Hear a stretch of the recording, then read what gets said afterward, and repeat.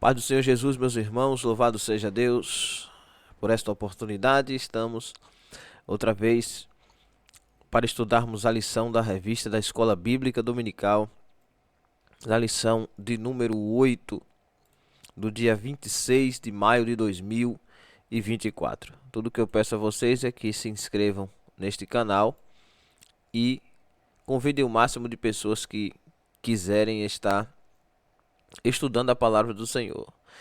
Se de repente você congrega num lugar onde por enquanto não tem escola dominical, então você já vai estar ajudando alguém para suprir essa necessidade, porque a escola dominical ela é essencial, né? Vamos lá. A lição de hoje, lição número 8, dia 26 de maio de 2024, tem por tema confessando e abandonando o pecado, confissão e abandono de pecado.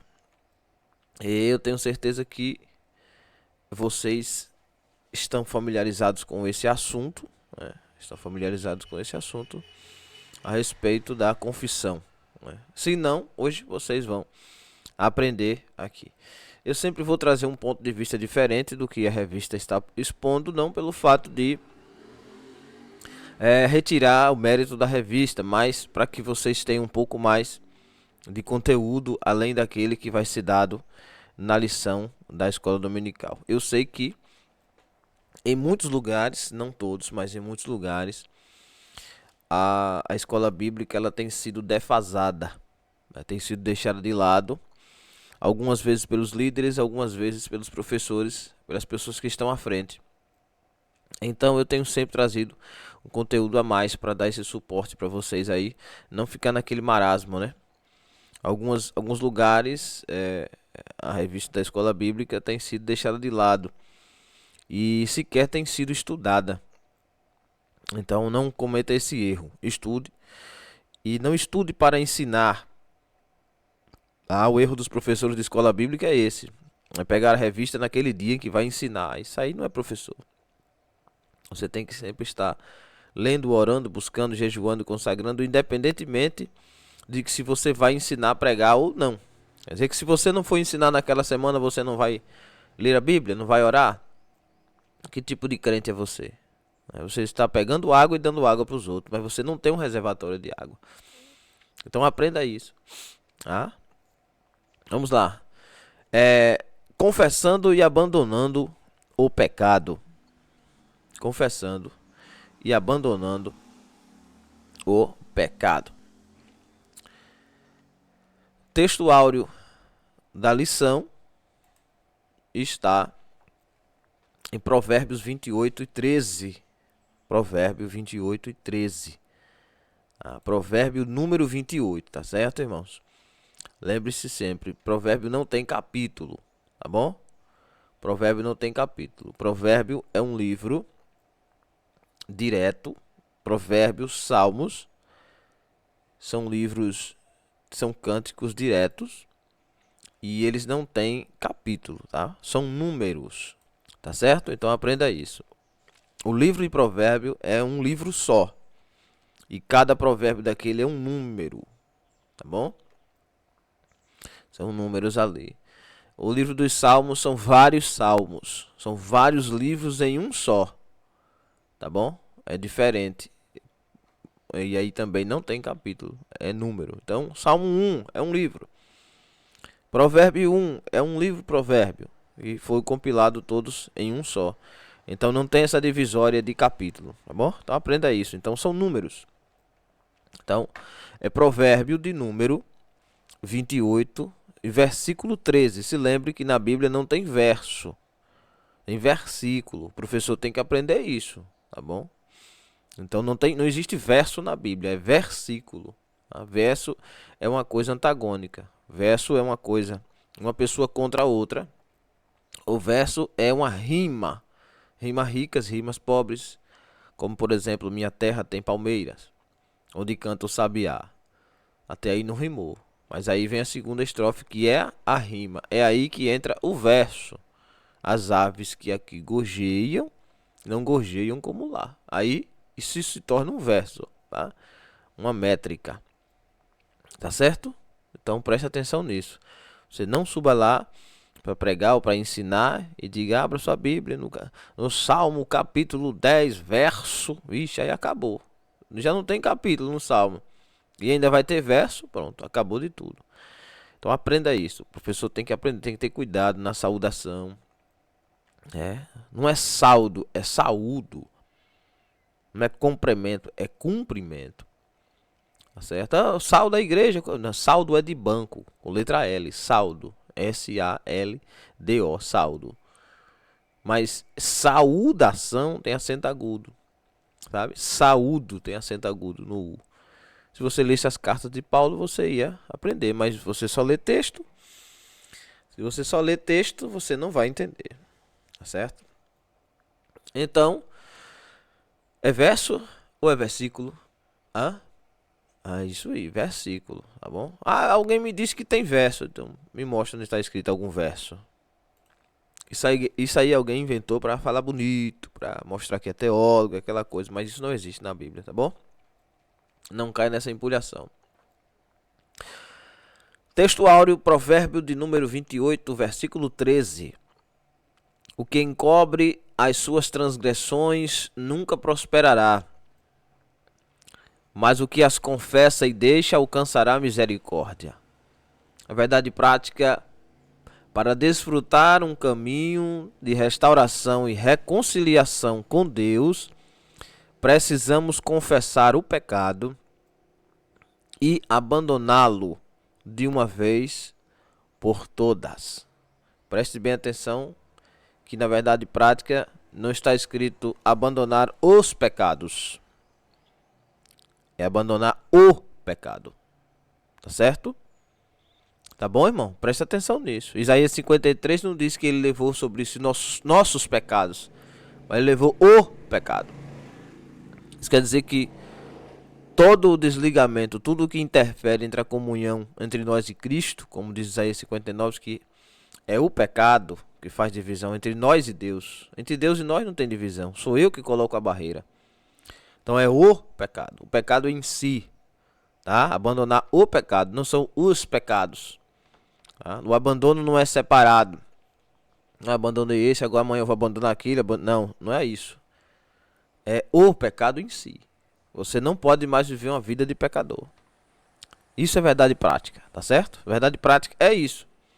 Aprenda isso. Esse é o compilado do que vai se passar na revista. No final você tem que entender que a vida não é os pecados que você abandona, é o pecado em si, por completo. Não vai se abandonando aos poucos, não. Abandona-se de vez. Certo? Vamos lá. Leitura bíblica em classe. Aqui tem a leitura diária, que eu falei na outra aula aqui, que muita gente não lê, mas tem que ler, mano. Tem que ler, você tem que estar atento a isso aqui. Essa leitura aqui é para ser feita. Tá bom? Você tem que ler isso aqui. Isso aqui é para você passar a semana mastigando. Tá no trabalho ali, tô com... Opa, que é isso aqui quer dizer isso. Isso aqui quer dizer isso. Tá certo? Que eu não vou ler aqui porque era para ser feito diariamente. Né? Leitura bíblica em classe. Salmo de número 51 até o versículo número 12. Tá? Salmo 51 até o versículo 12. A seguir. Preste atenção que a Bíblia não tem versículo 1. Tá? Não existe versículo 1 na Bíblia. Se a sua Bíblia tem versículo 1 aí, está errada, você tem que comprar outra. Tá bom? Mas observe que a Bíblia não tem versículo 1. Na versão digital aparece o versículo 1. Por isso que está exposto aqui na revista. Tá vendo? Salmo de número 51. Tá vendo? O versículo 1 aqui. Por isso que existe esse versículo 1 aqui em cima. Mas não é originalmente assim. Tá bom? A Bíblia não tem versículo 1. Está exposto esse versículo 1 aqui para que você possa compreender que é uma versão digital. Tá? Mas o Salmo de número 51 já é o próprio versículo. Tá bom? Quando diz assim, ó, Salmo 51 já é um versículo. Então não existe versículo 1. É versículo a seguir, tá certo? Então foi posto aqui só para você ter uma noção da versão digital. Mas na sua Bíblia, pode olhar aí, não tem versículo 1. É Salmo de número 51 e você não diz versículo 1 até o 12. Você diz Salmo de número 51 até o versículo 12. Porque o número 51 já é um versículo. Tá certo? Entendeu não?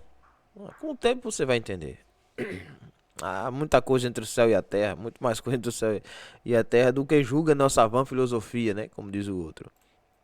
Vai aprendendo aí.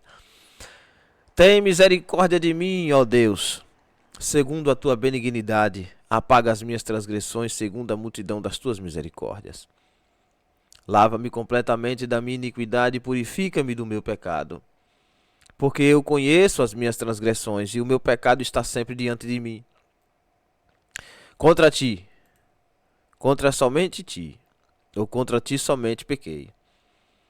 E fiz o que a teus olhos é mal, para que seja justificado quando falares e puro quando julgares.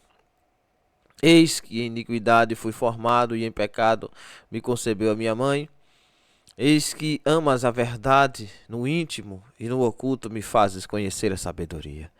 Purifica-me com ensopo e ficarei puro, lava-me e ficarei mais alvo do que a neve. Faze-me ouvir júbilo e alegria para que gozem os ossos que tu quebraste. Esconde a tua face dos meus pecados e apaga todas as minhas iniquidades. Cria em mim, ó Deus, um coração puro e renova em mim um espírito reto. Não me lances fora da tua presença e não retires de mim o teu Espírito Santo. Torna a dar-me a alegria da tua salvação e sustém-me com um espírito voluntário. Aí pura para a primeira carta de João, capítulo 1, versículos 8 a 10. Se dissermos que não temos pecado, enganamo-nos a nós mesmos, e não há verdade em nós. Se confessarmos os nossos pecados, ele é fiel e justo para nos perdoar os pecados e nos purificar de toda a injustiça. Se dissermos que não pecamos, fazemo-lo mentiroso e a sua palavra não está em nós. Que tremendo, né, irmão? Que tremendo, que exposição, né? Bem completo, bem feito mesmo. Observe isso aqui. Tem muitos assuntos ali da revista que poderia ser colocado, mas não adianta colocar esse tipo de questionamento ali em cima, naquele momento. Não vale a pena. Por exemplo, eu fui concebido em pecado, aquela coisa. Então, você que é professor, fuja dessas questões ali do texto que vai tirar você do foco, do alvo, que é justamente o ponto principal ali da lição, tá certo? Então, fuja dos pontos que não são os principais da lição, para que você não abra demais o leque. Se algum ponto tira um pouco fora, você vai e depois você volta, tá certo? Por exemplo, se alguém lhe perguntar sobre esse no concebido, você explica e sai fora. E explica de uma forma que dê para voltar para o texto, voltar para o ponto principal, voltar para a revista, sem perder muito tempo, tá certo? Tá bom? O professor tem que ter essa sabedoria de não gerar o debate na escola bíblica, ou não deixar dúvida. Se alguém perguntar, você tem que saber, tá certo? Aí, minha pergunta é essa: você sabe o que significa? Quando Davi diz aqui, olha, no versículo de número 5: eis que em iniquidade fui formado, e em pecado me concebeu a minha mãe. Você vai me dizer que a mãe de Davi, ela pecou, o pai dele era um prostituto, que a mãe de Davi era outra? Como o povo fala por aí. Você não vai falar isso. O que Davi está falando ali é do pecado original. Tá certo? Qual é o pecado original? Tanto eu quanto você fomos concebidos em pecado. Por quê? Porque nós temos o sangue da geração de Adão, que morreu, mas que foi restituído em Sem, Cão e Jafé, que são os filhos de Noé. Então nós temos na nossa veia a raiz do pecado original. Então quando nós fazemos qualquer coisa, qualquer dessas coisas é concebido em pecado. Porque não é o pecado em si, a palavra pecado, transgressão momentânea, não. É porque nós já temos em nós esta raiz, essa linhagem, essa característica do velho homem, do velho Adão, do antigo Adão, do defunto Adão. E que nós precisamos adquirir, para libertar-se disso, a característica do novo Adão, que é o sangue de Cristo que nos purifica de todo o pecado. Então, ao aceitar Jesus como Salvador, eu deixo de ser aquela criatura caída, adâmica, do primeiro Adão, Adam, quer dizer, tirado da terra, para ser a figura da criatura que é o Adam celestial, que é Jesus. Então aí quebra-se a maldição hereditária e eu passo da morte do primeiro Adão para a vida, que é o segundo Adão. Pronto. Então é isso que Davi explica. Que ele nasceu em iniquidade, que a mãe dele concebeu em iniquidade, e ele tem iniquidade. Tá certo? Veja que ele não diz, veja aqui o que é que diz o versículo, olha.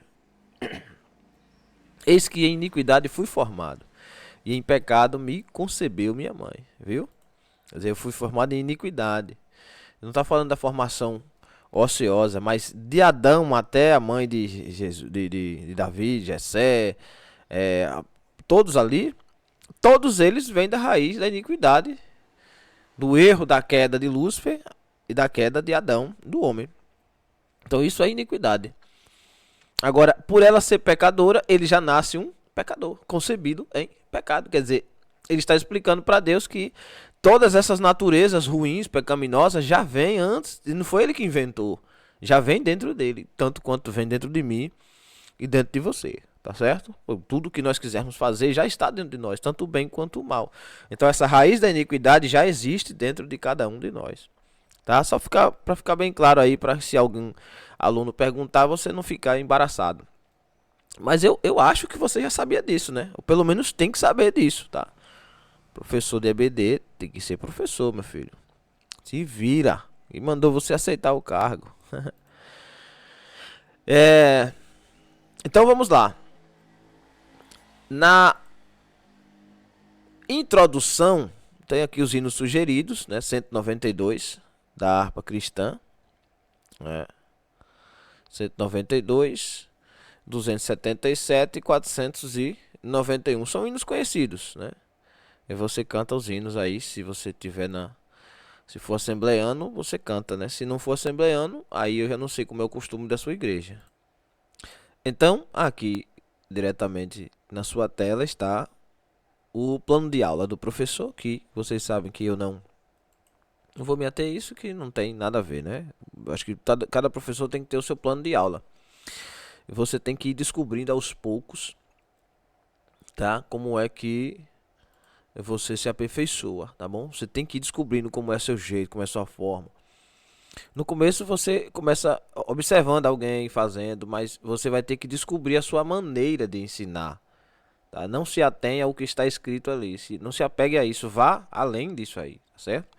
Um bom professor de EBD tem que ir além dessas coisas, né?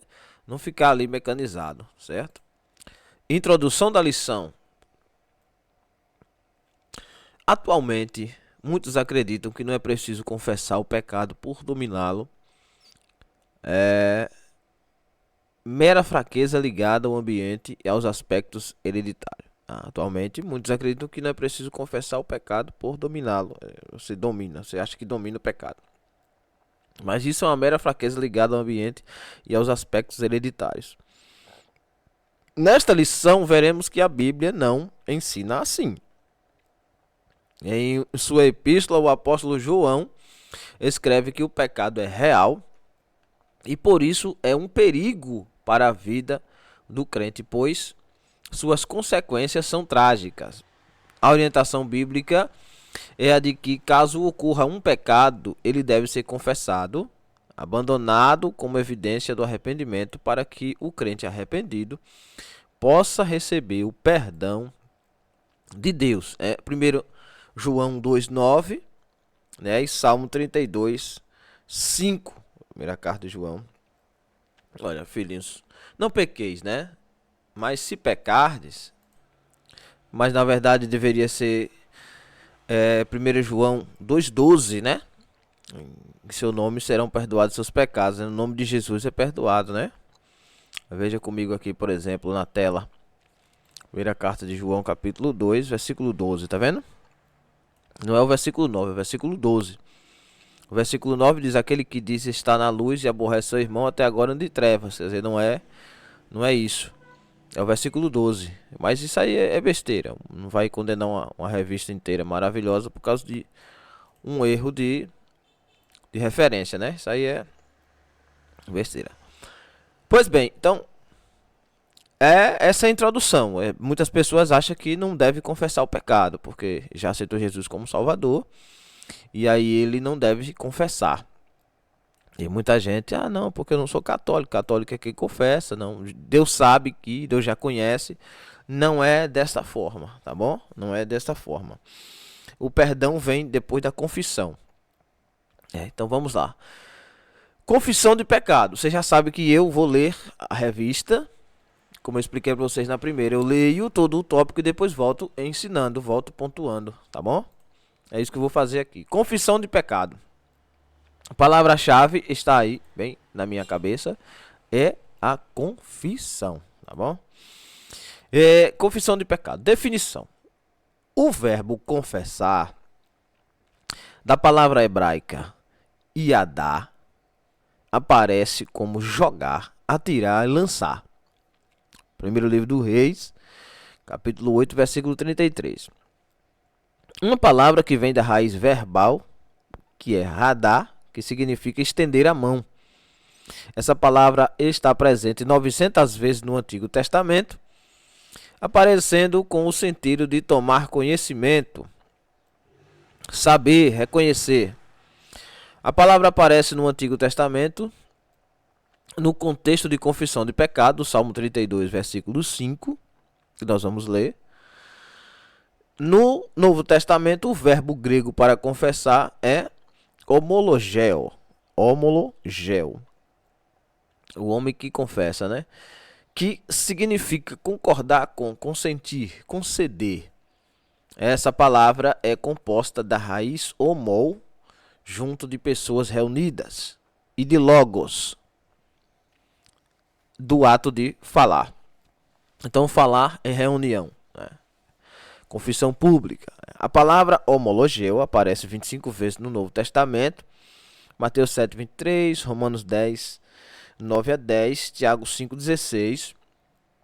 Há um verbo grego importante para confessar, que é exomologeu. Veja que só faz mudar o início, né? Homologeu, exomologeu, vaimologeu, homologeu, é a mesma raiz. Mateus 3, 6, que significa professar, reconhecer aberta e alegremente para a honra de alguém, prometer publicamente que fará algo, comprometer-se com. Logo podemos dizer que confessar é uma maneira de declarar o que se crê ou se sabe, né? Como é a confissão bíblica do pecado? O ensino bíblico em geral da confissão de pecado traz a ideia de reconhecê-lo e fazer a sua confissão, pois o perdão depende desse ato. De que ato? O ato da confissão. Essa confissão pode ser no momento da conversão ou depois dela, quando pecados cometidos podem ser contra Deus ou contra um irmão. Mateus 5, 21, 22.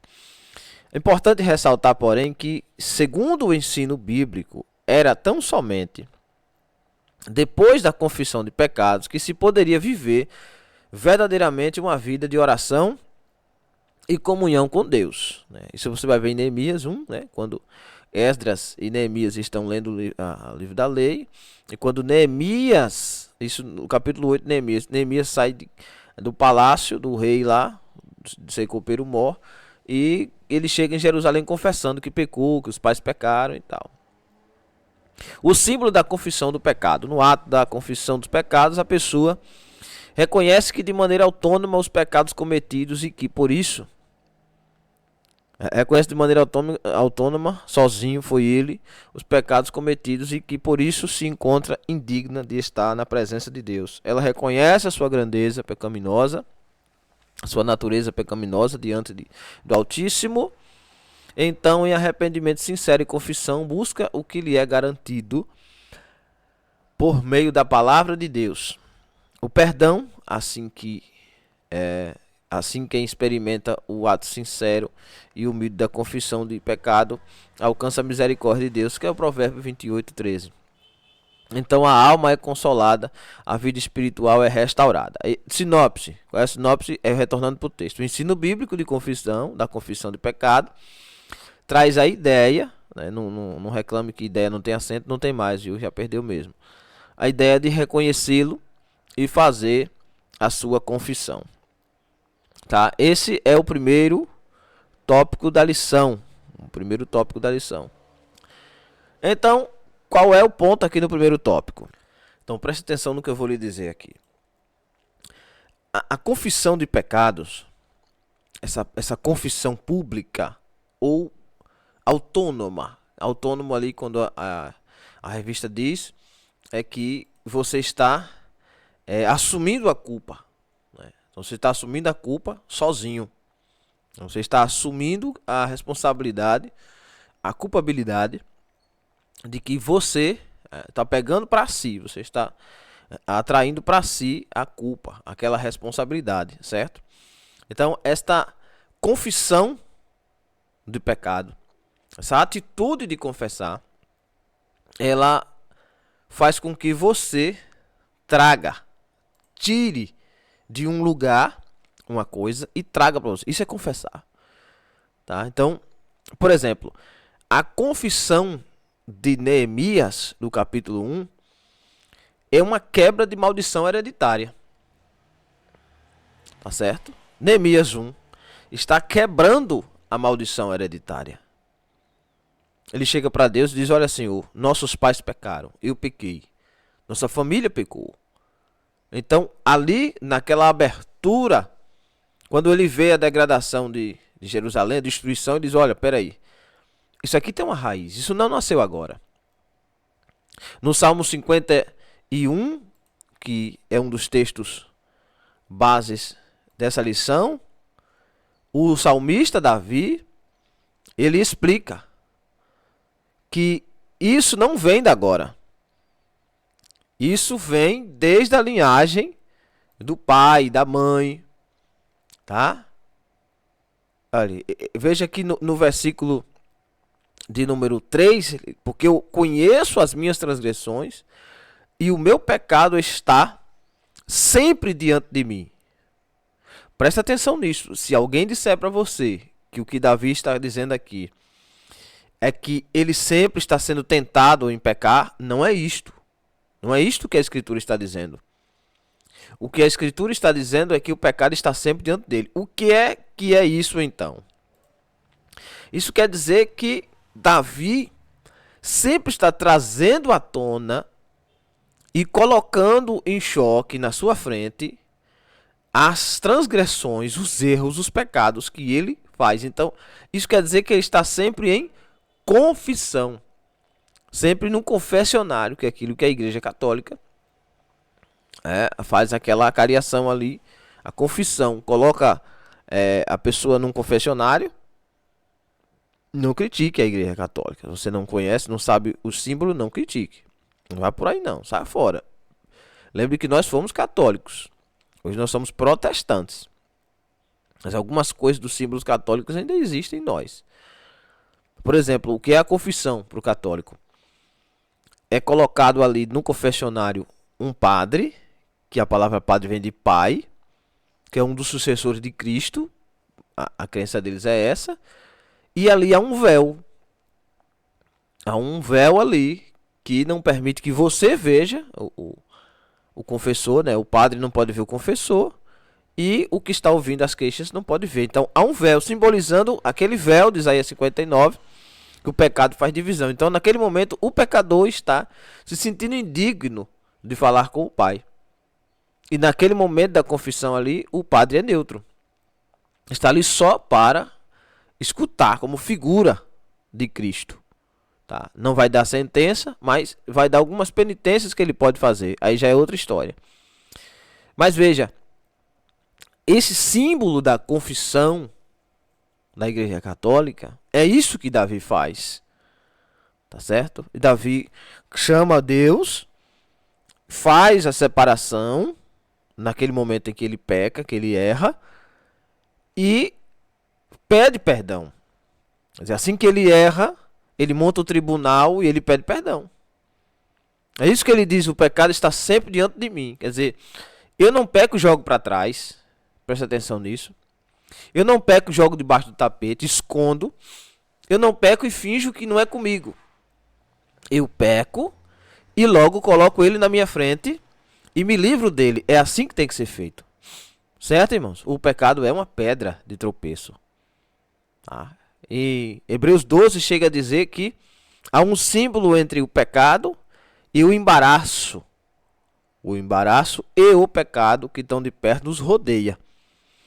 Então o pecado nada mais é do que uma atrapalhação, uma pedra que atrapalha o caminhar do cristão. Então o cristão deve entender isso, que ele precisa andar com o pecado diante dele. Não para trás, não jogar para trás, não jogar para os outros, não colocar a culpabilidade em cima de alguém, mas atrair para si aquele pecado e resolver logo.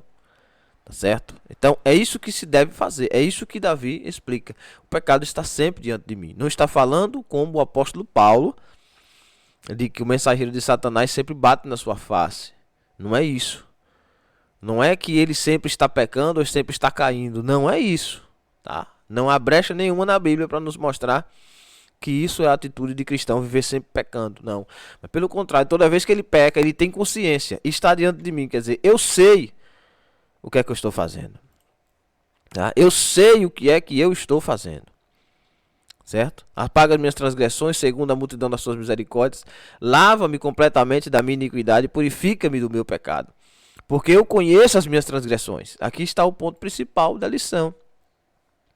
Você conhece as suas transgressões? Você conhece os seus pecados? Você sabe o que você fez? Você vai dizer, Manoel, eu sei o que você fez. Eu digo, você não sabe. Você não tem noção do que você fez. Tá certo? Por exemplo, quando você fala mal de uma pessoa. Vou colocar aqui uma coisa simples. Quando você fala mal de alguém. Digamos que você acabou de falar mal do seu pastor. Que minha boca não seja profecia. Você acabou de falar mal do seu pastor. Você falou para uma pessoa. Começa por aí. Você pecou porque você falou mal de alguém. Você, pessoalmente, você. Então, o que é que você faz mais tarde? Você dobra o joelho e começa a orar por fulano, por Beltrano, por não sei quem, por não sei quem, por não sei quem, por não sei quem. Senhor, visita o hospital, Senhor, visita isso, Senhor, visita fulano, visita ciclano, converte meu vizinho, ajuda a macumbeira a ir para a igreja, liberta fulano da droga, da cachaça, da violência, de não sei o que, não sei o que, e ora pelo Rio Grande do Sul, e ora por Lula, ora pelo Papa, ora pelo diabo. Mas você se esqueceu que de manhã você falou mal do seu pastor. Quer dizer, o seu pecado não está diante de você. Você não está se conhecendo. Você não sabe o que você fez. Você está orando pelos outros. Confessando o pecado dos outros. Mas e o seu pecado? É isso aqui que Davi faz. Ele faz uma introspecção. Uma análise. Então eu dou sempre esse exercício para os meus alunos. Vai deitar? Vai, pronto. Então você vai parar ali 5 minutos, 10 minutos, de joelho dobrado, sem falar nada com Deus. Sem falar nada, sem conversar nada. Não, eu quero ligar. Não, cala a boca. Dobra o joelho e diz: estou aqui, Senhor. Vim confessar o meu pecado. Estou aqui diante do Senhor. Pronto. Agora, fique ali esses 5 ou 10 minutos ou mais e tente refazer na sua mente todos os passos que você deu durante o dia. A hora que você acordou, as mensagens que você mandou. Tem gente que já acorda pecando. As mensagens que você mandou, as mensagens que recebeu, as coisas que você fez, o nome que você xingou, a maldição que você lançou no filho. Vai recalculando a hora que você trabalhou e deu nó. Vai refazendo os passos. Eu garanto que você não consegue chegar até o meio-dia sem pedir perdão, sem chorar, sem se humilhar, sem reconhecer que não é nada, que é só um pecador miserável e que não é diferente de alguém que está na esquina fazendo uma coisa errada. Ah, irmão Noel, eu não tinha essa consciência até hoje. A minha pergunta é: por que seu pastor não ensinou isso? Será que ele também não sabe disso? E aí já é outro problema. Que isso é confissão de pecados. Confessar-se não é chegar lá no meio de todo mundo na igreja e dizer: Senhor, eu sou pecador, sou miserável. Não é isso. Senhor, o Senhor me conhece, o Senhor sabe que, o Senhor sabe que, o Senhor sabe que. Você sabe quem inventou esse negócio de Deus sabe que? Foi o diabo, disse para Eva: Deus sabe que no dia que você comer, você não vai morrer, você vai ser elevada, alavancada à imagem da própria criação de Deus, a imagem e semelhança dele. Ela já era, né? Mas ela não sabe. Então, por que ele não está ensinando isso? Talvez ele também não saiba. Ensina ele, ensina o seu pastor, ajude ele. A confissão de pecados é isto: é você vai levantar-se, você vai dobrar os joelhos ali e você vai recapitular todo o seu dia. Quando você está recapitulando o seu dia, você está... E presta atenção nisso. Você está entendendo? Você está trazendo à memória o que você fez. Espera aí, é o que você acha que fez. Aí entra outra questão. Na sua mente, você vai começar a se auto-julgar, se autocondenar, ou se auto-beatificar.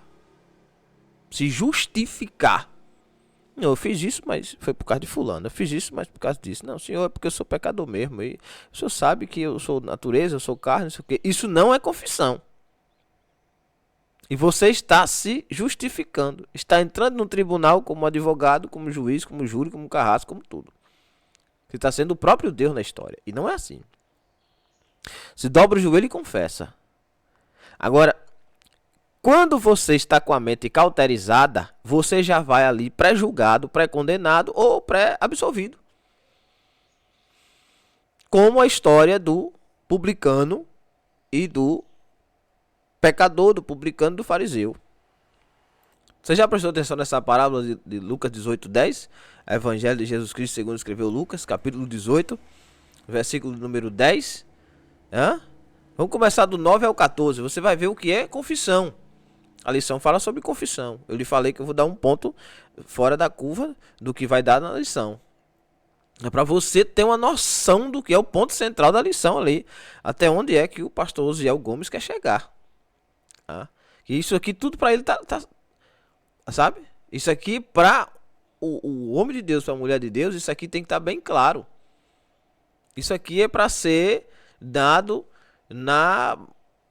Como é que se diz? No dia que a pessoa se converte. Isso aqui não é para ser dado nem na escola bíblica. Isso aqui é para ser dado lá no Mobral da Fé, quando a pessoa aceita Jesus.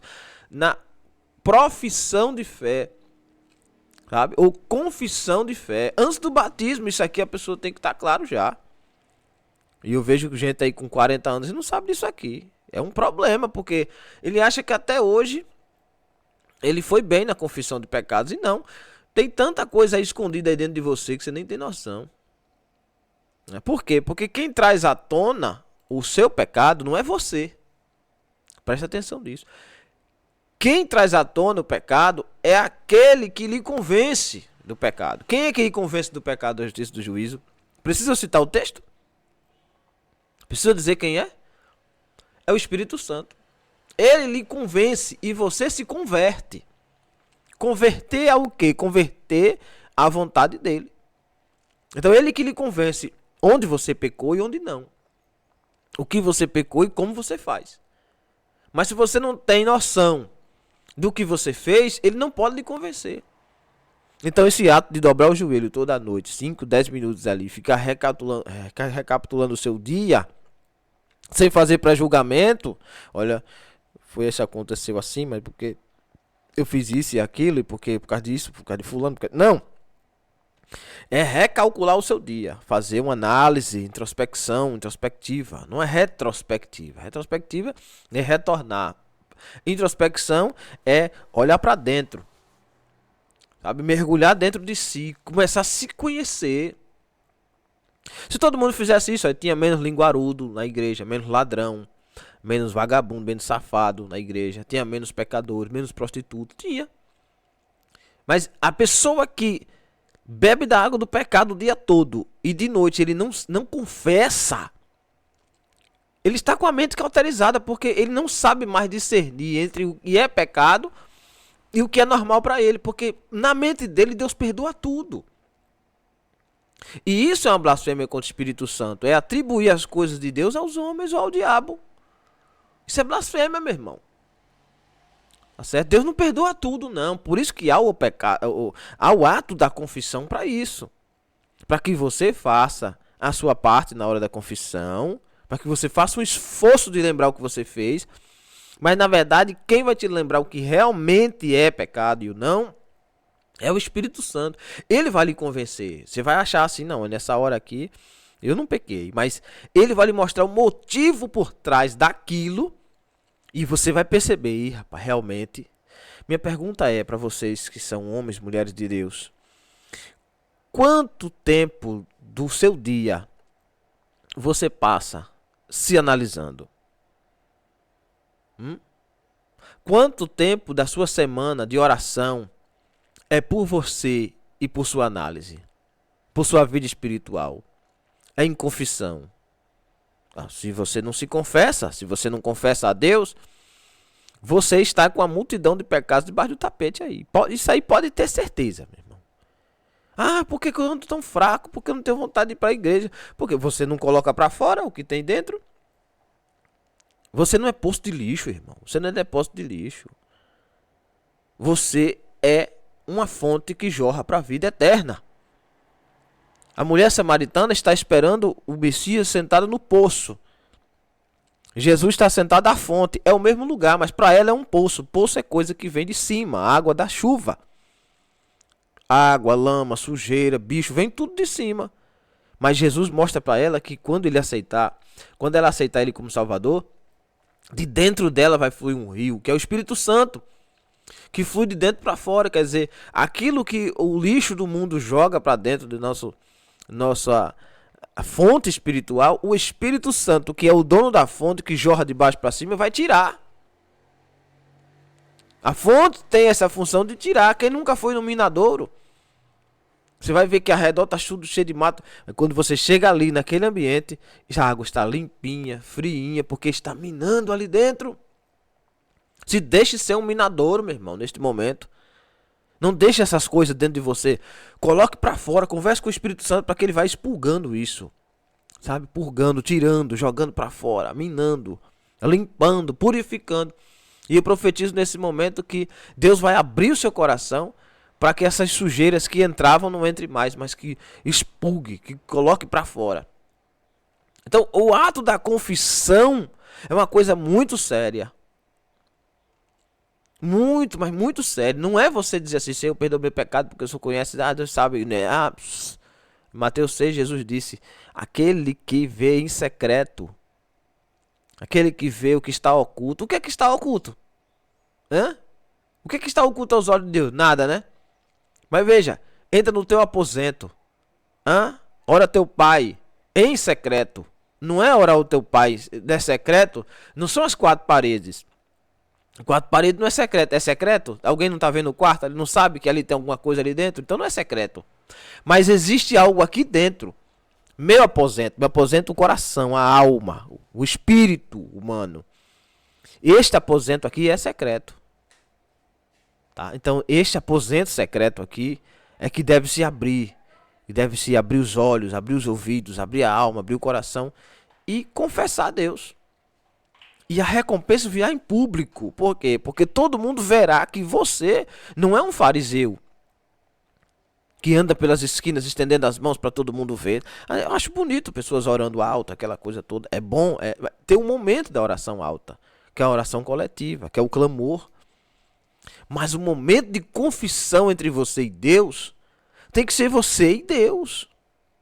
E é para abrir o coração, para rasgar o coração, é para contar a verdade.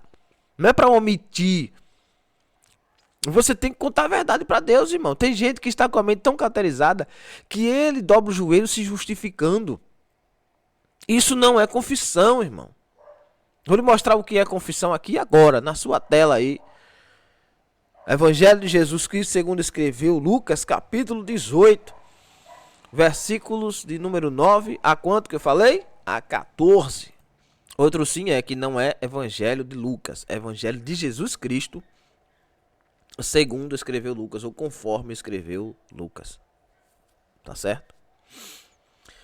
Versículo 9 do capítulo 18 do Evangelho de Jesus Cristo, segundo escreveu Lucas. Você fazendo esse rodeio, você acaba gravando o versículo. É assim que se grava o versículo. Evangelho de Jesus Cristo, segundo escreveu Lucas, capítulo 9, o capítulo 10, o capítulo 20. É assim que você faz. Depois você retorna. Versículos 9 a 14 do Evangelho de Jesus Cristo, segundo escreveu Lucas, do capítulo 18. Quando chegar no final da leitura, você já gravou o capítulo, o versículo. Estou dando outra dica aqui, né? E disse também esta parábola a uns que confiavam em si mesmos. Quer dizer, a palavra tinha direção. Não era para qualquer um. Crendo que eram justos e desprezavam os outros. Para quem é esta palavra? Para aqueles que se acham justos. Que acham que não precisa confessar. Não, é porque eu não estou mais no mundo. Vou viver minha vida facão aqui. Eu vou para a igreja, vou para a igreja, vou para a igreja, vou para a igreja, vou para a igreja, vou para a igreja. Aí uma coisa que me deixa assim estarrecido é que você vai para a igreja e lá começa a orar por fulano, por Beltrano, pelo vizinho, pelos médicos, pelo hospital Dantas Bião, pelo o caminhoneiro que vai passando na BR, pelo presídio, pelo prefeito, por não sei quem. Só não ora por ele. Quer dizer, ele pega, veja como é a carga espiritual.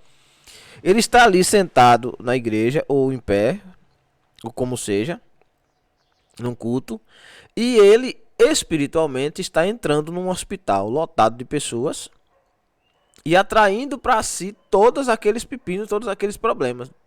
Meu irmão, o ministério da intercessão é uma coisa séria. Ninguém na Bíblia intercedeu por ninguém, a não ser que fosse entrar numa batalha para vencer.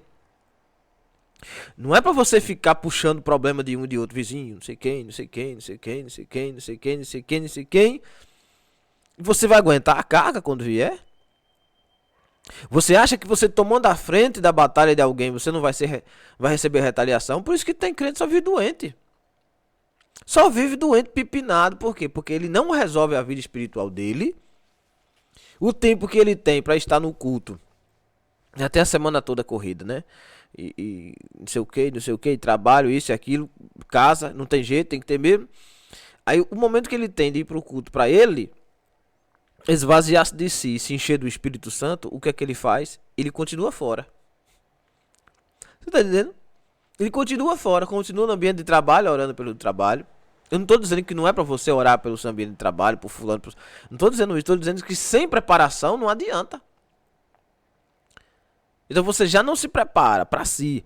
E no momento em que você tem aquelas 2 horinhas de culto ali por semana, 1 hora e pouco, você chega lá, em vez de você se esvaziar de si, encher-se da palavra, do louvor, do Espírito, confessar os seus erros, os seus pecados, e sair dali cheio, você vai para o culto vazio e acaba se esvaziando ainda mais. Sabe o que é que vai acontecer com você, meu irmão? Quando a bomba espiritual estourar, você não vai aguentar. Sempre você vai ver aquela pessoa triste, cabisbaixa, doente, choramingando, porque isso, porque aquilo, porque eu tô assim, porque eu tô assado, porque não sei o que, meu Deus, me ajuda, eu quero desistir. Eu digo, opa, essa pessoa não está orando. Ela pode estar intercedendo por alguém, mas orando por si, não está. Porque a oração por si, a busca, o enchimento por si, ela não te justifica dos seus pecados. Ela te lembra que Cristo morreu para nos justificar do pecado. A oração por si, ela fortalece a sua alma e lhe prepara para, se precisar interceder por alguém, você está pronto, primeiro por si, para depois interceder por alguém. Vou fazer aqui um desafio. Fazer um desafio aqui para vocês aqui. E já estou lhe dando uma dica espiritual. Pare uma semana das orações que você faz por todo mundo, ou por que quer que seja. Pegue um caderno e uma caneta e faça uma lista da semana toda do que você deve fazer. Faça um compêndio espiritual. Segunda, terça, quarta, quinta, sexta, sábado, domingo. E volte a orar por você. Confesse os pecados. Quando você começa, meu irmão, a abrir o coração, confessar os pecados, orar por si, pedir força, pedir revestimento, pedir graça, pedir ajuda ao Espírito Santo, meu irmão, a sua vida muda. Você deixa de ser um crente morto, raquítico, anêmico, desfalecido, para você ser um crente forte. Aí você terá uma direção. Aí você vai saber qual é a cumbuca que você deve meter a mão e não. Tem carga espiritual que não é para você meter a mão. Meu irmão, tem problema dos outros que não é para você orar. Cada pessoa deve carregar uma cruz e você deve saber até onde ajudar a pessoa a carregar a cruz. Lembre de Simão Cirineu, ele carregou a cruz de Jesus até um certo ponto. Mas na hora de morrer na cruz, ele morreu? Não, porque a cruz não era dele. Ele ajudou Jesus. Em Mateus 11:28, Jesus diz, olha, cada um tem um fardo do pecado. Eu vou dar o meu é mais leve. O meu jugo é suave. Mas tem que carregar. E quem quiser me seguir deve negar a si mesmo e tomar sua cruz de cada dia. O cara já tem uma cruz, um fardo e um jugo. Você tá entendendo? Você já tem sua cruz, seu fardo e seu jugo, irmão. Presta atenção nisso. E agora você vai pegar a cruz dos outros, o cargo dos outros, a carga dos outros, o jugo dos outros? Meu irmão, tu não vai conseguir chegar no final. Tá certo? Escapa-te por tua vida, como Deus disse a Ló. Não, porque eu vou atrás do genro, porque eu vou atrás de fulana, que eu vou atrás do... E o anjo dizendo, rapaz, não vai dar tempo, sai fora. Vai cair fogo do céu, sai fora. Chegou um momento em que o anjo disse, não dá mais para esperar, vamos embora. E pegou eles pela mão e deixou no meio da ladeira. Ele disse, agora é com você. Não olhe para trás, agora é com você. A mulher ainda estava apegada para trás. E ela vira estátua de sal. E Ló segue com suas duas filhas. E não consegue chegar na montanha. Por quê? Porque o anjo avisa que não ia dar tempo. Era para ele antecipar. Agora ele demorou muito em Sodoma. Agora é hora dele ir embora. Ele não foi embora logo na hora que devia. Não deixou a carga dos outros para trás. Enquanto estava leve. Agora que a coisa começou a apertar. Ele ficou com medo de subir a montanha. E ficou ali mesmo perto de Zoar. E deu o que deu. Outro problema. Então escuta esse conselho que eu estou lhe dando, irmão. Antes de pegar a carga dos outros. Você já confessou seus pecados? Você já se encheu do poder de Deus? Já está cheio da graça? Você já está firme no evangelho? Não. Não, porque de vez em quando eu ainda caio. Você quer orar pelos outros como, irmão? Primeiro, surge a questão. Deus vai escutar a sua oração? Você está entendendo? Porque você não está firme consigo mesmo e Deus. Como é que Deus vai terceirizar a sua oração? Pronto, a oração de um justo pode muito seus efeitos. De um justo. De alguém que foi justificado por Deus e naquele momento ele está sendo justo espiritualmente. Mas é justo você orar pelos outros e deixar sua vida espiritual? É justo você ganhar o mundo inteiro e perder sua alma? Então, irmão, se ajusta, se apruma aí. Pega essa semana aí. Aproveita a revista da escola bíblica aí, faz essa confissão aí com o papai e vira isso um hábito. Pecou? Corre logo. Senhor, tô aqui, acabei de fazer uma coisa ali errada. Eu falei mal de fulano, falei mal de Beltrano. Você acha que eu esqueci do início que eu prometi falar? Não esqueci não. Quando você fala mal do seu pastor, sabe o que acontece? Quando você fala mal de alguém, de qualquer pessoa, você confessa ali, né? Beleza, pronto. Mas o Espírito Santo traz à tona o que você disse, não é isso? Pronto? Pronto. Só que, e o incêndio que você acionou? Porque você falou mal pra alguém. Veja onde começou. Aí você já entrou em escândalo. Porque aí de onde vier o escândalo, veio de você. Pronto, você ficou com uma bomba na mão. O pino da granada tá na sua mão. Aqui. Segurou aqui, tá? Beleza. Aquela outra pessoa que ficou sabendo, vai falar para outra pessoa, que vai falar para outra pessoa, e que mesmo que não fale, mas você confessou o pecado. Mas e o que gerou naquela outra pessoa? Foi você que fez isso. A culpa é sua. Você não sabe o que vai gerar naquela pessoa. Você não sabe o que aquela pessoa vai entregar para outra pessoa, que vai entregar para outra pessoa, e começou em você. Quer dizer, uma palavra que você diz errada não tem mais volta, e você não tem como mais abranger, tapar o incêndio que você fez. E é aí que está a sua culpa. O seu pecado está aí, porque não dá mais para estancar a sangria. Então, antes de você pecar, preste bem atenção no que vai desencadear no mundo espiritual aquele pecado.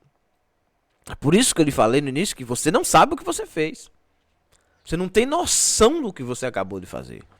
Mas o Espírito Santo, por bondade infinita, graça de Deus, ele vai te lembrando do que você fez naquele momento. E quando você confessa e deixa, quer dizer, você não faz mais aquilo, não repete mais aquilo, o Espírito Santo é quem fica responsável por fechar esse problema que você abriu espiritualmente. Estancar essa sangria que você abriu. Então, na sua oração, Senhor, me perdoa, eu falei sem querer. Aí você tem que ir até a pessoa. Olha, me perdoe. Eu já pedi perdão a Deus, agora estou pedindo perdão a você. Me perdoe, foi assim, assim, assim, assim. Eu errei mesmo, a culpa foi minha mesmo, mas eu estou aqui reconhecendo. Opa, aí naquele momento, o Espírito Santo quebrou a maldição. Fecha a maldição. Porque você saiu dali justificado. Agora a sua oração tem efeito. Por quê? Porque você não deve mais nada no mundo espiritual. Você resolveu o seu problema espiritual. Isso é confissão, irmão. Tá certo? Vamos pular para nós irmos para o tópico 2, para não ficar muito grande esta lição. Mas eu queria explicar isso para vocês, o que é confissão, tá bom? Versículo número 10. Evangelho de Jesus, segundo escreveu Lucas, capítulo 18, versículo 10. 2 homens subiram ao templo a orar, um fariseu e outro publicano.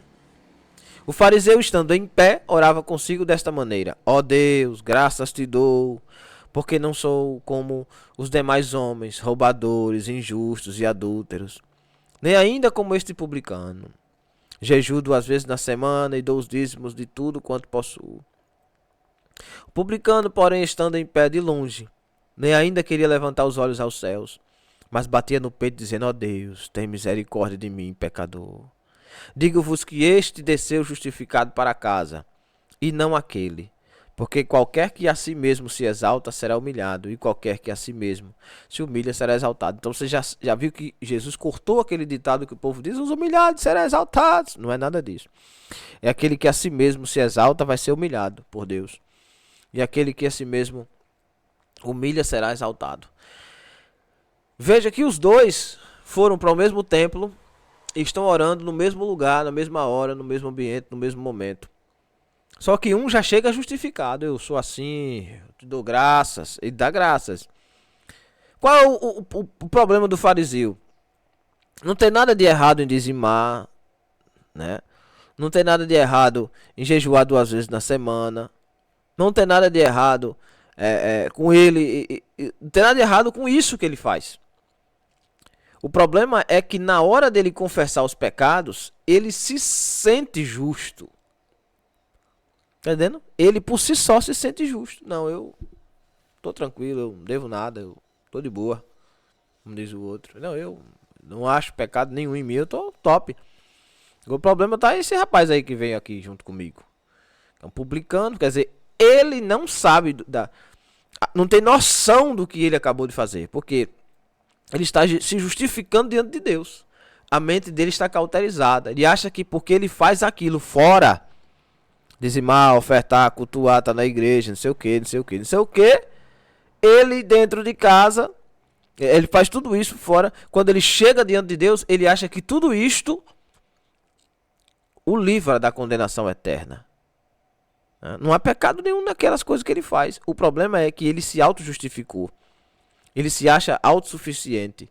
Isto quer dizer que ele é independente e que ele não está confessando os seus pecados. Ele está se justificando. Tá? Cuidado, meu irmão, para você não cair num negócio desse aí. Tá? Na sua mente você já está justo, já está justificado. Quando o Espírito Santo usa alguém para lhe corrigir, usa a palavra para lhe corrigir, você acha que aquilo não é com você, é com os outros. Você não se sente pecador tanto quanto os outros. Você se acha melhor do que os outros. E a questão aqui não é essa. A questão é que quando o publicano chega, ele já não consegue nem levantar a cabeça. Humilha. É humildade, bate no peito, fica de longe, não levanta nem os olhos e diz: ó Deus, tem misericórdia de mim, pecador. Quer dizer, eu sem ti não sou nada. Eu só estou aqui por causa de ti. É o Senhor que tem misericórdia de mim. No caso agora no Novo Testamento da graça. É a graça que está sobre mim. Eu só posso ser justificado se o Senhor me justificar. O outro não, o fariseu não. O fariseu, por ser o homem da lei, doutor da lei, aquela coisa toda, ele já vai como um justo. Porque ele não vive como o ladrão, como o roubador, como o prostituto. Ele não vive no mundo fora. Aí ele acha que é mérito dele estar na igreja. É mérito dele estar no templo, é mérito dele ser um crente. E não é mérito nosso. Tá? Nós só somos justificados por causa de Cristo na cruz do Calvário. Tá bom, irmãos? Tá certo, irmãos? Glória a Jesus. Espero que vocês tenham entendido esta parte da justificação aqui, da confissão da fé. Então, foi esse o ponto que eu queria tratar com os irmãos no tópico 1. No tópico 2, o perigo do pecado não confessado. E o tópico 3 é a confissão do pecado em caminho de cura e restauração. O perigo do pecado não confessado. Você já viu essa parte aqui. O perigo do pecado não confessado. Os males do pecado não confessados. Quando lemos e analisamos Provérbios 28:13, percebemos que a confissão de pecado não se trata apenas de um ensino judaico, mas também cristão. A epístola de João corrobora com a necessidade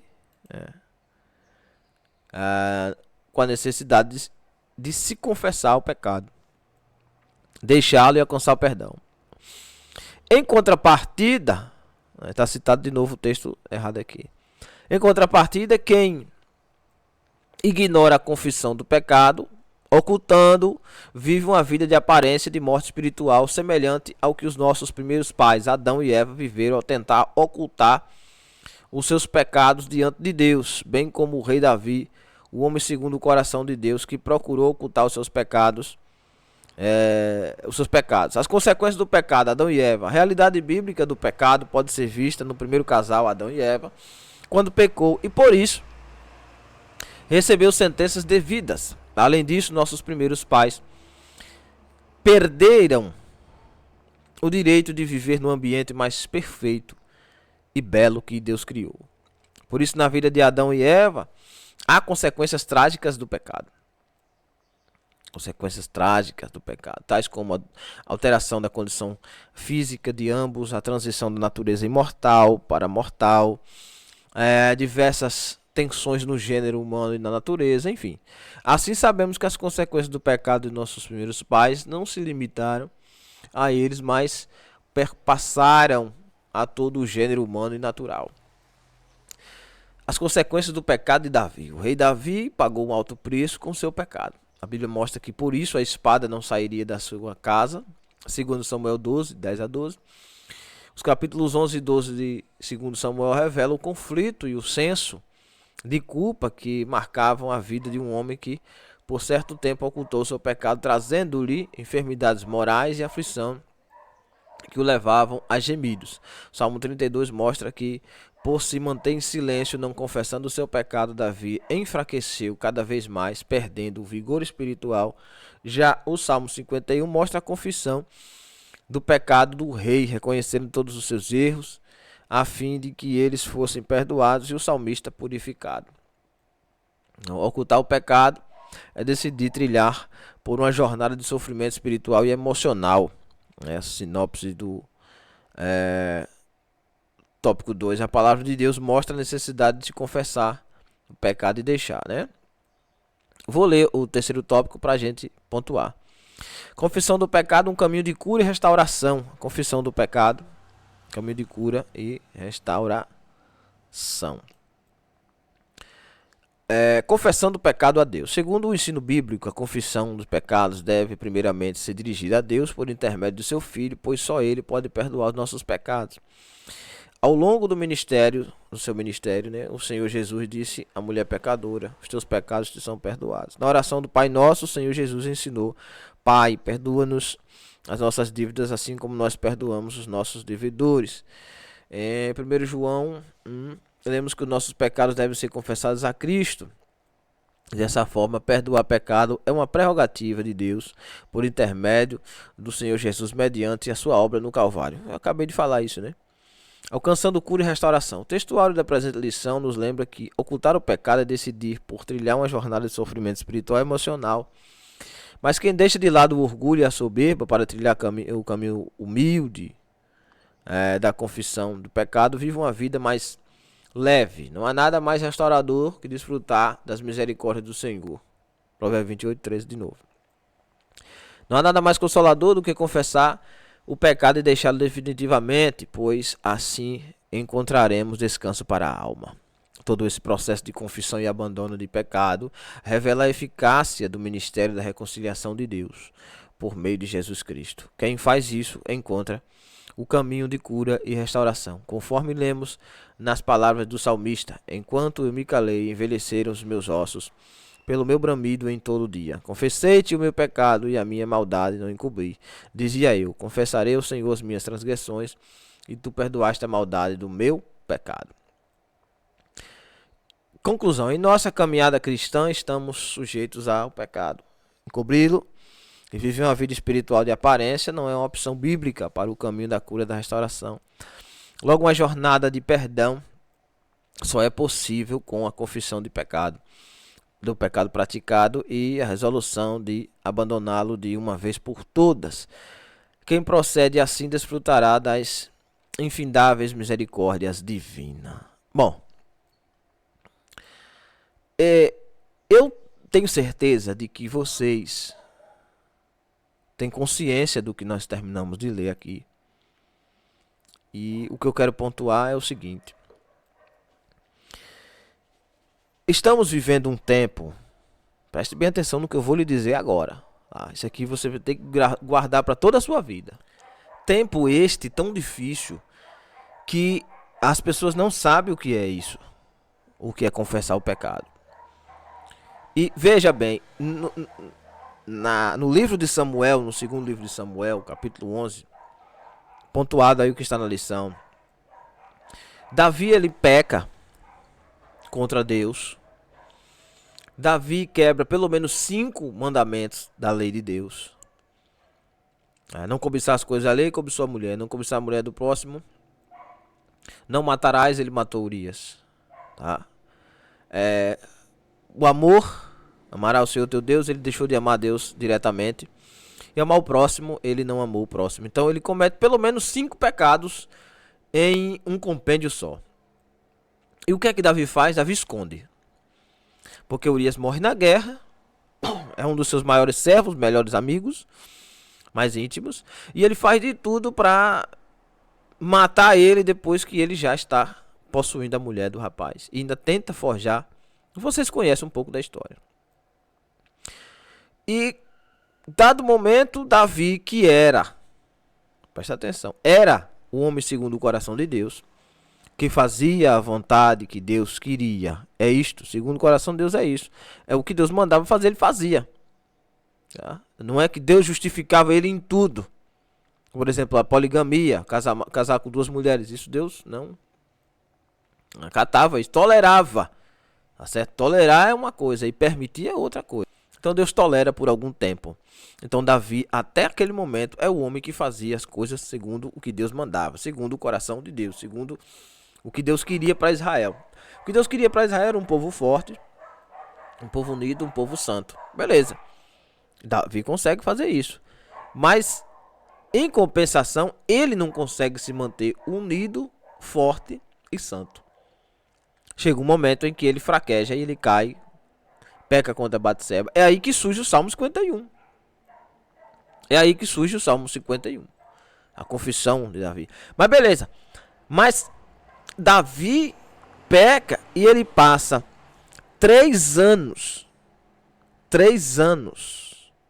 Presta atenção. 3 anos. Sem confessar o seu erro, o seu pecado. E ele só confessa o pecado porque parte de Deus a vontade de que ele confesse o pecado. E aqui está o ponto. Todas as vezes que o homem peca, não parte dele a vontade de se confessar. Parte de Deus a vontade de que o homem se reconcilie. Isto na época da lei. Isto na época de Davi, na época de Moisés, até a época de Cristo. Mas hoje, mora dentro de nós o Espírito Santo. E ele é aquela pessoa que dentro de nós, diz Romanos 8, geme com gemidos inexprimíveis. Quer dizer, não tem como expressar o que ele faz dentro de nós. E é ele quem intercede por nós junto ao Pai. Por quê? Porque nós não sabemos orar como convém. Esse é Romanos 8, estou citando Romanos 8. Mas como ele é Espírito e Deus é Espírito, Deus entende a intenção do Espírito. Então, quando eu oro em Espírito, letra minúscula, eu orando em Espírito, em firmeza, em verdade, em adoração, confessando de verdade, o Espírito Santo pega as minhas palavras e transforma nas palavras justificadas na cruz do Calvário, de forma que Deus entenda a minha oração. Tá certo? Eles não tinham isso. No Antigo Testamento eles não tinham isso. Não tinha essa noção de arrependimento rápido e sincero. Veja que Davi é um homem que faz tudo segundo o coração de Deus, mas as coisas da vida o apanhou tanto que ele passa tantos anos sem confessar o seu pecado, achando que aquilo é normal, até Natan expor para ele o crime que ele cometeu. Agora ele vai ter noção o que é que eu fiz. E no Salmo 51 ele explica, olha assim, eu fiz isto porque o Senhor sabe que dentro de mim há um homem pecador, há um homem miserável, eu sou assim mesmo. E essa é a verdadeira natureza minha. Não foi premeditado, foi sem querer. Quando eu me vi, já estava. É isso que Davi vai fazendo, vai pontuando. Agora, na época da graça, meu irmão, com o Espírito Santo aí na porta do coração, dizendo não faça, o Espírito Santo fica o tempo todo, não faça, tá errado, não faça, tá errado, não faça, tá errado, tá errado, não faça. Olha a consequência, não é assim não faça isso não. Está entendendo? Hoje nós pecamos porque nós queremos. Nós temos, irmãos, presta atenção, nós temos o Espírito Santo dentro de nós. Você sabe a responsabilidade que está sobre nós? Então eu quero encerrar a aula desta lição de hoje, fazendo um compilado aqui do que foi lido, e dizer para vocês o seguinte, a respeito da confissão. Não faça confissão apenas dos pecados. Se confesse. Vou explicar para você. Aí eu pequei ali, eu fiz uma besteira, Senhor, perdoe porque eu fiz isso. Não faça isso não. O mundo que nós estamos vivendo é um mundo tão ruim, tão cauterizado, que esse hábito de ficar pecando e pedindo perdão, pecando e pedindo perdão, pecando e pedindo perdão, pecando e pedindo perdão, virou pecado. Você está entendendo? Entendeu? Isso virou pecado. Por quê? Porque está premeditado já. Não se preocupe não, se eu pecar eu peço perdão. Aí não é assim que se faz, tá? O publicano, o pecador, presta atenção na parábola que eu li aqui para vocês. A parábola que eu li diz o que aqui? Deixa eu ver se vocês estão prestando atenção mesmo. O que é que diz aqui na sua tela? No capítulo 18 do Evangelho de Jesus, segundo escreveu Lucas. Nos versículos 11, 12 e 13. O fariseu, estando em pé, orava como? Consigo. Ele não orava com Deus, ele orava consigo. Ele, na sua mente, se justificando. Ó Deus, graças te dou. Não diz que é Pai, não diz que é Senhor, diz que é Deus. Graças te dou. Porque não... Não o quê? Ele não diz não pequei. Não estou pecando como? Ele diz não sou. Eu, pessoa, não sou. Veja, a confissão de pecado não vem dos pecados que você cometeu. Ele se pondo como uma pessoa viva. Tá? E esse é o ponto. Não tem nada de errado nesse ponto aqui. Ele trouxe à tona. Quem sou eu? Começa aqui pela questão. Você é quem? Você sabe quem é você? Você é do dia que você nasceu até hoje. Tudo isso, o que você fez, o que você falou, o que você comeu, o que você vestiu, por onde você andou, as besteiras que você fez, se você foi preso, se você casou, se você teve filho. Cada decisão que você tomou até hoje, aí você diz, eu. Olha o peso disso, eu. Quando você diz assim, eu estou aqui, Senhor, eu vim. Eu quem? Do dia que você nasceu até hoje é você. Você é isso aí. Você não pode anular o que já passou. Tudo isso é você. Então quando você vai orar, você não vai confessar os pecados. Você vai se confessar. Quem está em julgamento ali não são os seus pecados, filho de Jesus. Quem está em julgamento é você. Quem está em julgamento sou eu. O fariseu sabe disso. E ele diz, olha, eu não sou como os demais homens. Por quê? Porque um prostituto, ele não é só a prostituição. Ele é uma pessoa. É isso que Jesus está reclamando. O beberrão, ele não é só aquela bebida. Ele é uma pessoa que ele trabalha, que ele tem seus filhos, que ele tem sua família. Então ele é uma alma vivente. Ele é um ser vivente que jamais vai morrer. É alguém que, se ele entrar no inferno, vai viver eternamente no inferno. É alguém que, se ele entrar na eternidade, vai viver eternamente na eternidade, filho de Jesus. Como nós não somos católicos, não cremos na questão do purgatório. Tem gente que acha que purgatório é um lugar. Irmão, purgatório não é um lugar. Não é céu, inferno e purgatório. Purgatório é uma passagem de tempo. O católico pensa o seguinte, que quando alguém morre, ele demora um tempo para entrar nas mansões celestiais ou no inferno. E quem fica na terra tem a obrigação de orar por aquela alma para que ela encontre o caminho. E quanto mais oração tiver, mais ela vai chegar perto de Deus. E nessa transição entre sair da terra e chegar no céu, existe o purgar. Purgar é a purificação do pecado. Então é um momento de decisão em que alguém fica orando para que ele purgue o pecado, para que ele passe por aquele teste. Tá entendendo? Para que ele purifique-se daquele pecado até chegar lá. E se ele não conseguir chegar, é porque ele viveu uma vida absolutamente errada. Diretamente vai para o inferno. Mas se ele viveu uma vida de quedas e erros momentâneos, mas não se entregou de vez ao pecado, mas tinha a esperança da salvação, aí a igreja fica intercedendo para que ele chegue até lá. Esse é o ponto de vista católico do purgatório. Se tu não sabia, então você estava pecando até o dia de hoje, falando besteira aí, achando que é um terceiro lugar. Não é. O católico também acredita em céu e inferno. O purgatório é isso, tá bom? Não sabia disso, né? Pois fique sabendo. Então, já que nós não cremos nisto, porque nós entendemos diferente e cremos pela Bíblia diferente, céu, inferno, paraíso, não há intermédio, não há meio de purgar a não ser o sangue de Cristo na cruz. Esse negócio de purgatório só for para meter Maria pelo meio para ajudar. Então, nós não cremos nisso. Então, somos alma, somos pessoas, somos seres viventes, como todos os outros. Então quando você vai orar, você não vai confessar só o pecado, você vai se confessar. Você vai pegar todo você, tá? Presta atenção nisso aqui, faça isto. Você vai pegar você e vai retornar lá para onde Deus te tirou. No dia que você nasceu. Você vai recapitular a sua vida. Todo dia que você fosse confessar, todo dia. Tá? Todo dia que você fosse confessar, faça isso. Quer uma sugestão? Escuta o hino de Samuel Mariano. Um homem, um tanque e uma cama. Tá? Ou escute aquele lá, Tenho Medo. São dois hinos maravilhosos.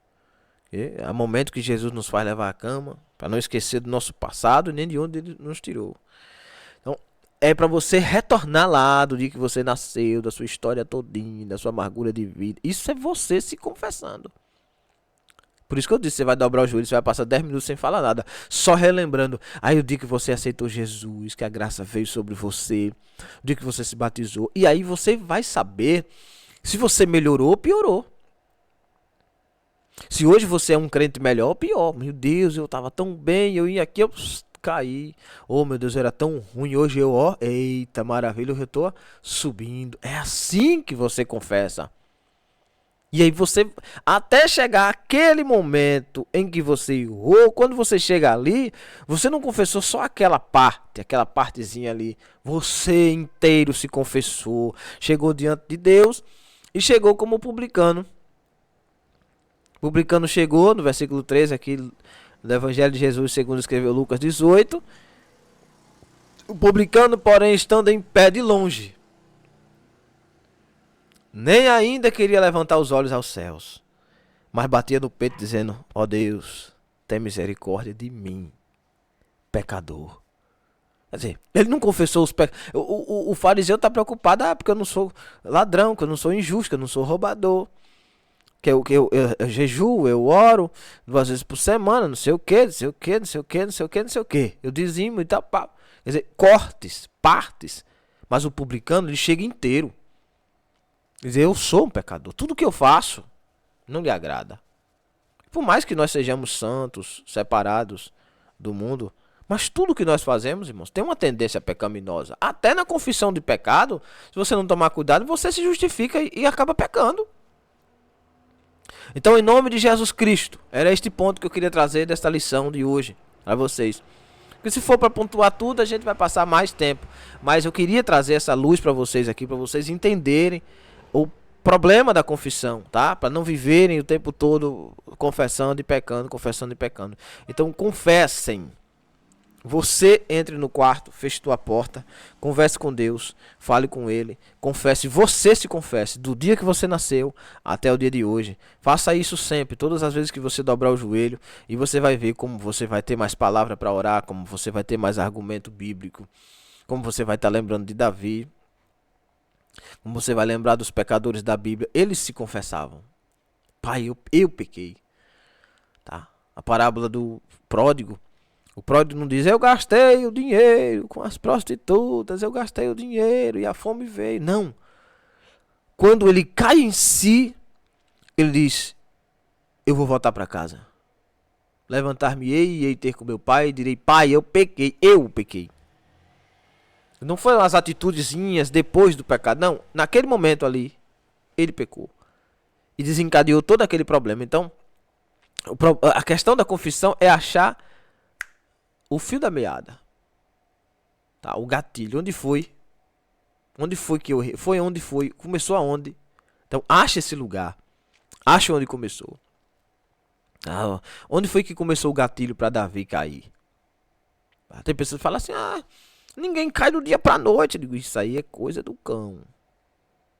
Vacile pra tu ver. Pega uma moto e empine 120 por hora pra tu ver se tu não cai de uma hora pra outra. Davi nunca premeditou fazer aquilo. O dia que ele ficou em casa, que era costume ir para a guerra, mas aquele dia ele decidiu ficar em casa. O gatilho de Davi foi a decisão errada. Decidiu ficar em casa. Era costume ir, mas ele decidiu ficar. Ali foi o gatilho. Quer dizer, ali ele caiu na própria armadilha. Ele viu que não devia ver. Tá certo? Então presta atenção nisto. Gatilho, qual é o gatilho que liga você na queda? Depois eu vou gravar uma aula aqui sobre gatilhos que derrubam os crentes. Então, qual é o gatilho? É mulher? Quando você vê, você não... Olha lá. O gatilho é o quê? É assistir alguma coisa? Então, o problema não está